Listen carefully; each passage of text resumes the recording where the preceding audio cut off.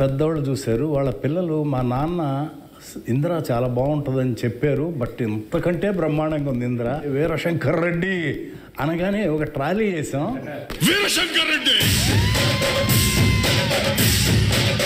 ఆ రికార్డింగ్ అసలు మనకు ఒళ్ళు దళదరిస్తుంది, అట్లా ఉంటుంది. అప్పుడు ఒకే కదాని పీకేస్తే పీక కోస్తాం. ఎక్స్ట్రాడినరీగా చెప్పారు. అంటే అలాంటి స్పేసెస్ కానీ నువ్వు ఊహించకపోతే అది ఇచ్చేవారు కాదు, ఆ స్పేస్ ఇవ్వకపోతే ఆయన కొట్టేవాడు. ఈ రోజున మాట్లాడుకునేవాళ్ళం కూడా.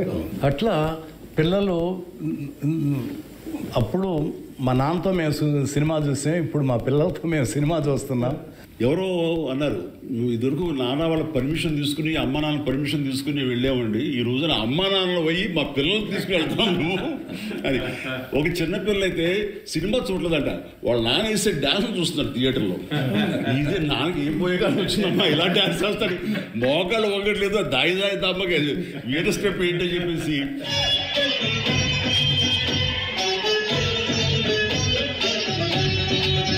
సినిమా అంతా ఒక ఎత్తు అయితే ఆ ఒక స్టెప్ ఒక ఎత్తు అనుకునేవాడిని. వర్షం పాట, వర్షం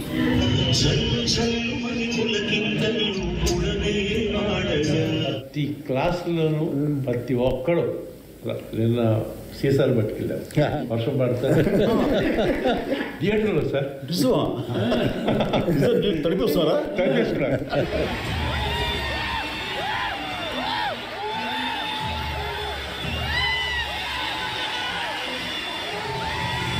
ముఖ్యంగా ఆ జడతో నా మనసు కాయ జడ లేదు అనే ఎక్స్ప్రెషన్ ఇస్తూ ఆ మూమెంట్ జడతో నా మనసు లాగేసిందా. కాదు మరి జడ మల్లెపూలు అని కుదరదా? సో మీరు రాసిన దానికి జస్టిఫికేషన్ ఇవ్వాలి అంటే, నేను వాసుగా హీరో పాడించాడు, జడ టచ్ చేద్దామంటే జడ లేదు అక్కడ. అలాగే ఫన్ తోటి మీరు తప్పుని సరిదిద్దారు. టెంపో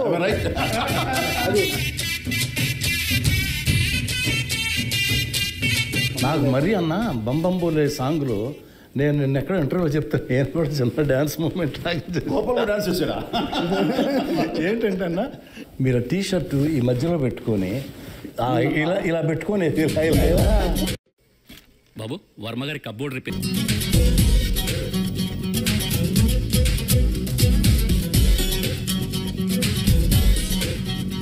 ఆ బంబంబోలే మాత్రం అది జీవితాన్ని జన్మకి ఒక పాట అంటారు, అలాంటి నాకు ఆ రిథమ్. మధ్య విశ్వంబర్కి మేము బెంగళూరు వెళ్ళాం కంపోజ్కి, కీరవాణి గారితో. వెళ్ళిన తర్వాత ఒక భక్తి సాంగ్ ఏదో కావాల్సి వస్తే బంబంబోలి లాంటి సౌండింగ్, బంబంబోలి లాంటి ఒక వైబ్రెంట్ సౌండింగ్ తోటి కావాలని విశ్వంబర్ డైరెక్టర్ బై నిసిస్టర్ పట్టుబట్టి ఇస్తానయా నీకు అని కీరవాణి గారు చెప్తాను ఇచ్చారు. రాము అది చూడబోతున్నాం. మనకి సౌత్కి హిందీ మార్కెట్ గేట్ ఓపెన్ చేసిన సినిమా ఈ ఇంద్ర ద టైగర్ అనే పేరుతోటి. అది ఎక్స్ట్రా ఒక మనకి ఇన్కమ్ అయిపోయింది తెలుగు సినిమాలకి. దానికి నాంది పలికింది ఇంద్ర ద టైగర్. కథ, మాటలు, పాటలు, దర్శకత్వం, ఈ నాలుగిటికి 4 మార్కులు ఇస్తామండి సినిమాకి. కానీ ఈ మీ దగ్గరికి వచ్చేసరికి ఇవి మేము సగం అయితే మాకు సగం అంతే అంతే. మీ గురించి ఒక మాట చెప్తాను. మీరు ఖైదీ సినిమాలో వస్తుంటారు బ్రిడ్జి మీద, ఎక్కడికి వెళ్తూనే ఉంటాడు అంటే కోటిపల్లి ఓహో అని వెళ్ళిపోతుంటాడు. కానీ మీరు షిఫ్ట్ అవుతారు, ఏంటి కొండపల్లి అక్కడికి వెళ్తున్నాడు అంటే మనసు మార్చుకున్నాం. అలా మీరు ఇండస్ట్రీకి నటుడిగా వచ్చారు, కానీ మనసు మార్చుకుని మహానటుడు అయ్యారు. ఈ సినిమాలో మెగాస్టార్ చిరంజీవి గారు హీరోనే కాదు, మేము ఫస్ట్ స్టోరీ డిస్కషన్ అయిన తర్వాత ఇంకా ఎందుకో కరెక్ట్గా రావట్లేదని దత్తు గారు నేను అన్నా మీరు రావాలి, మీరు కూర్చోవాలి. అప్పుడు కానీ పెద్ద అబ్బాయి కుదురుగా కూర్చోడు అంటే 4 రోజులు ఆయన వచ్చి, ఆయనకు అవసరం లేదు డైలాగ్, సీన్ బై సీన్ అనుకుంటా మొత్తం ఫుల్ స్క్రిప్ట్ రెడీ చేసుకున్నాం. జగదేవి వీడు అతను సుందరి నుంచి ఆయన చేసి సినిమా అన్నింటిలో నన్ను కూర్చోబెట్టాము. అందరూ 2.5 months కూర్చున్నారు ఆయన దేవదేవి సుందరికి మద్రాసులో. రాఘేంద్ర గారు 5-6 రోజులు మిస్ అయ్యాడు, కానీ 2.5 months ఆయన తపన ఇది ఎంత ఎక్స్ట్రాడినరీగా ఉంటుందో. ఫైనల్ ఇప్పుడు లెంగ్త్ ప్రాబ్లం వచ్చింది, మేము ఫస్ట్ కాపీ చూసాం. 3 hours 20 minutes వచ్చింది. 25 minutes తగ్గించాలన్న ఇది 18 నిమిషాలు 20 నిమిషాలు లేకపోతాం. ఇప్పుడు మేమంతా అనుకున్నాం, మిమ్మల్ని ముందు కూర్చోబెట్టి మేము ఎవరు ఏం మాట్లాడకూడదు అని పర్ఫెక్ట్గా ఆ లెంగ్త్ ఇన్పుట్స్ అన్నది ఎవరు ఏమి ఇస్తారో తెలియదు, ఎలాంటి సహకారం లభిస్తుందో తెలియదు. ఒక బ్రెయిన్కి 2 బ్రెయిన్లు గొప్పవి, 2కు 3 బ్రెయిన్లు ఎప్పుడు గొప్పవి. అది నమ్మినటువంటి మనిషి గొప్ప. వెల్కమ్ చేయాలి, అందరికి ఇన్పుట్స్ తీసుకోవాలి, అప్పుడే ఇలాంటి మంచి మంచి సినిమాలు వస్తాయి. ఫస్ట్ ఆఫ్ ఆల్ ఇది ఈగోలు అనేది ఉండకూడదు. ఆఖరి అల్టిమేట్ సినిమా హిట్ అయితే ఎవరి పేరు వస్తుంది? ఇందిరా అంటే బి గోపాలే. డైరెక్టర్కి ఏంటంటే సంగీత జ్ఞానం, సాహిత్య జ్ఞానంతో పాటు లోక జ్ఞానం కూడా ఉన్నారంటే. Common sense. ఫస్ట్ పెద్ద ఎపిసోడ్ లక్నోలో పెట్టుకున్నాం.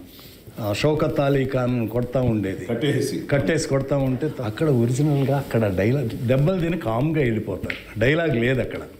అప్పుడు చిరంజీవి గారు వచ్చి, గోపాల్ ఇక్కడ దెబ్బలు తిని కామ్గా వెళ్ళిపోతున్నాను, ఏదన్నా డైలాగ్ ఉంటే బాగుంటుంది, ఒకసారి గోపాలకృష్ణతో మాట్లాడదామా అన్నారు. ఆయనేమో హైదరాబాద్లో ఉన్నారు. అప్పుడు చెప్పారు గోపాలకృష్ణ గారు, చిరంజీవి గారికి ఇది ఫోన్ ఇచ్చాను, తప్పు నా వైపు ఉంది కాబట్టి తలదించుకొని వెళ్తున్నాడు. ఆ డైలాగు లేకపోతే ఆ సీను గొప్పగా ఉండదు. నాకేంటంటే ఏదైనా వస్తే ఇది రాఘవేంద్రరావు గారు నేను నేర్చుకున్నది. ఎలాగంటే రాఘవేంద్రరావు గారు ఏదో సినిమాలు మంచి దొంగ సినిమాలో మోహన్ బాబు అలా పైన చూస్తుంటే కింద నుంచి వెళ్ళాలి. అయిన తర్వాత ఫ్రేమ్ పెడుతుంటే ఆయనకి ఎక్కట్లేదు, ఎందుకంటే నేను డౌన్లో ఉండి హీరో ఆడాడు, మోహన్ బాబు క్యారెక్టర్ పైన ఉంటుంది. ఆయనకి నచ్చలేదు. బాబాయ్ నువ్వు అలా 2-3 స్టెప్స్ ఎక్కి వస్తుంది, తను కిందకి దిగి వస్తాను. ఎందుకు అట్లా ఇల్లాజికల్గా ఉంటుంది కదండి. బాబాయ్ నా హీరో ఇప్పుడు టాప్, హీరోది పై చేయిగా ఉండాలి, తగ్గడానికి వీలేదు. ఓ జనం అది ఎక్స్పెక్ట్ చేస్తారా, మాసం ఉంటుందని నేను అక్కడ ఒక లెసన్ నేర్చుకున్నాను. చిరంజీవి గారి ఎంత తపన పడిపోతారో మా టెక్నీషియన్స్ చూసుకోవటం కూడా అంత బ్రహ్మాండంగా చూసుకుంటారు. చిరంజీవి గారు, సొనాలి బింద్రే వీళ్ళందరూ పెళ్ళి వీళ్ళని ఇంటికి వస్తారు తాంబూలాలు తీసుకొని. ఆ సీన్ ఏదో కరెక్ట్గా రావట్లా. ఈయనేమో వీళ్ళిద్దరు షిరిడి వెళ్ళాలంటే చిరంజీవి గారు చూడండి, గోపాలకృష్ణ గారు కొంచెం మీరు క్యాన్సిల్ చేసుకొని ఈ సీన్ బాగా చేసి వెళ్ళచ్చు కదంటే ఆగి ఆ సీన్ ఎక్స్ట్రాడినరీగా రాశారు. దానికి చిరంజీవి గారు వెంటనే ఒక బ్రహ్మాండమైన సెల్ ఫోన్, అప్పట్లో కాస్ట్లీ సెల్ ఫోన్, అప్పట్లోనే నాకు తెలిసి 60,000 70,000 ఎంత ఎక్కువ చాలా అవుతుంది, అది తీసుకొచ్చి వెంటనే సాయంత్రానికి గిఫ్ట్ ఇచ్చారు. ఆ సీన్ ఈయన యాక్ట్ చేశాడు. అసలు ఎట్లుంటుంది, డ్యాన్సులు ఎంత అద్భుతంగా చేస్తారో. ఆ కండవ వేసి కుర్చీ లాగి దగ్గర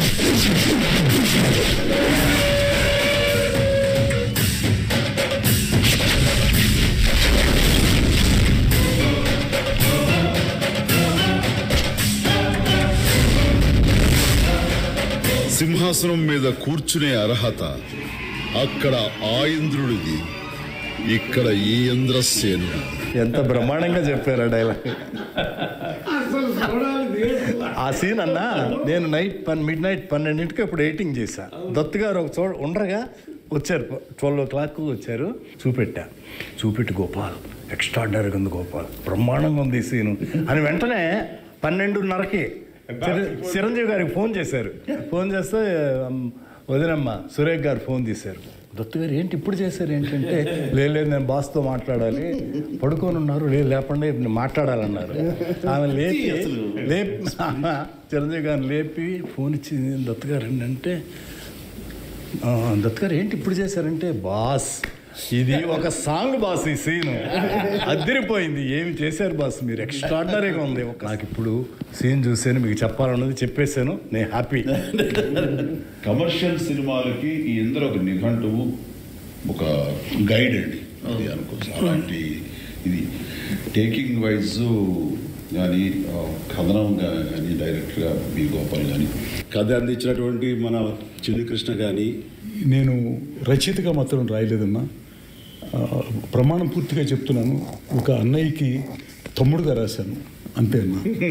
ఎందుకంటే చిరంజీవి గారు లేకపోతే అసలు ఈ అశ్విని దత్తు ఈ ఇండస్ట్రీకి వచ్చి ఏం చేశాడంటే ఏమీ చేయలేదనే అర్థం వస్తుంది. జగదేవి చూడాలనుంది, ఇంద్ర, ఇలా చెప్పుకుంటూ పోతే అన్నీ గొప్ప సినిమాలే. చిరంజీవి గారికి ఏమిచ్చి రుణం తీసుకోవాలో నాకు అర్థం కాదు. నేను ఆ మాట మీకు పెద్ద పెద్ద మాట ఒప్పుకోవాలి సార్. మీరు ఎప్పటికీ మేమందరూ ఈ రుణం తీసుకోవాలి. ఇంద్ర 2 చేయాలని నేను నా కోరిక. డన్ బాబాయ్, డన్. జగదేవిడు అతను సుందర్ కూడా మీరు చేయాలనే ఆలోచన ఉంది. ముందు చేశారు కాబట్టి దీనికి ఇంద్రాకి ఒకటి, జగదేవిడికి ఒకటి, 2 సీక్వెల్స్ వస్తాయి. ఇది నేను 100%